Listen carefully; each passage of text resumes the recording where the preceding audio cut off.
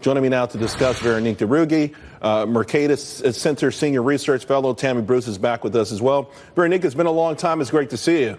It's great being here. You've warned and you've talked about this long before anybody else that I know of. It is coming to fruition. Something is going to happen here. We saw the establishment sort of rattle the markets with this move today in Italy.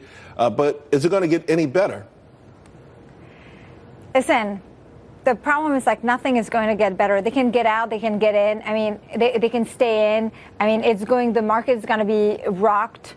No matter what. But the truth of the matter is, like, in the long run, it's never going to be okay until each national country, whether they're in the euro or outside of the euro, get their act together. And that means cut massive government spending, cut red tape, stop the redistribution, give freedom back to the labor market. This is what they need to do. And the idea that getting out, and I've never been, a fan of the European project. I've always predicted it would devolve this way.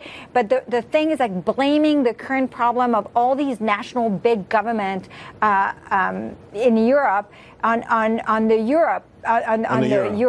euro is just missing the elephant in the room. Well, I agree with that, Tammy. I mean, this is the reason they went on the euro. But when they did, they all said, hey, we would have fiscal discipline. But as it turns out, none of them had to have any fiscal discipline. Moreover, you've got Brussels giving marching orders. You've got Germany taking advantage of the situation. And there's only one central bank, so countries can't print their way out of their circumstances. But for me, the problem is the citizens are saying, OK, we've had our epiphany. We tried it this way. It doesn't work. And the establishment won't let them out. Yeah, they have not had a government since March.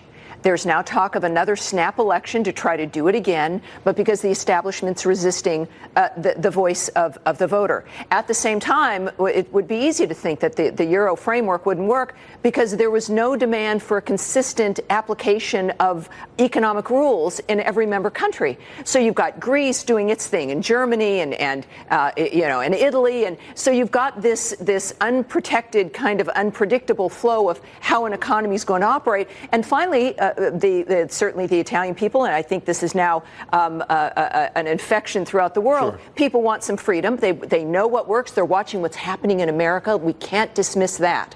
What Trump is doing, the success of what some consider a populist revolution, is encouraging these individuals. And let's not forget, since Brexit, the UK economy has done extraordinarily well. It hasn't fallen off the cliff as everyone predicted.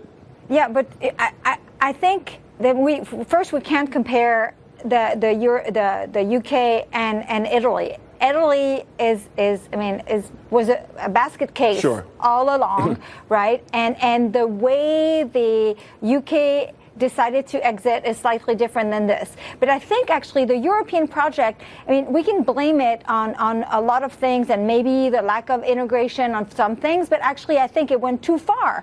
It was fine in 1956 when they decided that what they wanted to do is create a free trade zone, and they also then added the freedom of movement of people. That's the way to go. Where it started to go bunk is when they decided they needed to unify the money, and there was been all this pressure. Consistency.